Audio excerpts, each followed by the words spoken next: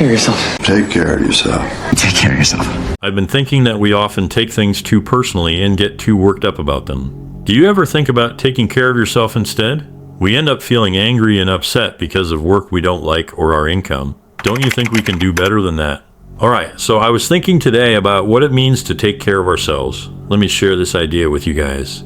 What if we simply take time for ourselves, like going for a walk, enjoying our favorite food, getting a haircut, shedding a tear if needed, diving into a good book, planning a vacation, having a drink, or doing whatever we feel we need to do?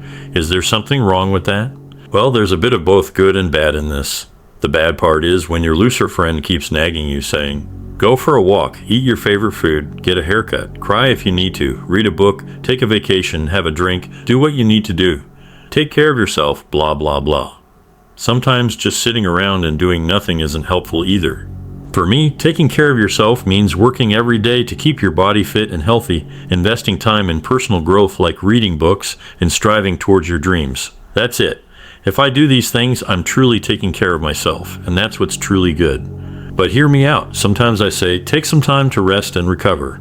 You don't always have to be so busy, pushing yourself so hard. Step back and take care of yourself. Those moments of self-care will add value, energy, purpose, and creativity to everything you do. Find a healthy balance and enjoy your life.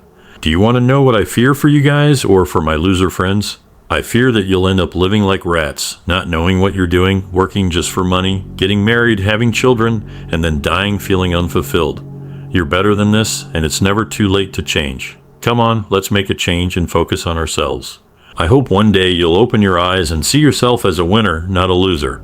As I've mentioned before, hit the gym or engage in whatever exercise you enjoy, work on yourself, and don't forget to find joy in each day. When you encounter challenges, try to view them as a game rather than something difficult. I hope you'll do that. People might criticize you or call you foolish for taking a break to focus on your well-being instead of constantly chasing money. In those moments, remember to stay composed and simply respond with a smile, saying, hug them and say, life is difficult for the blind.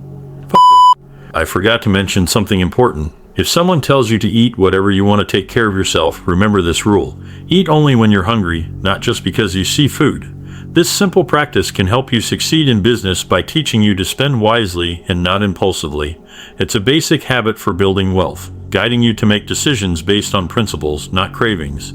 People who control their appetites tend to succeed, while those controlled by cravings often struggle. So, eat for nourishment, not just for the sake of eating. So, take care of yourself like a winner because, in the end, you're all you've got. If you're interested in learning more about discipline beating motivation, check out this video. Live boldly.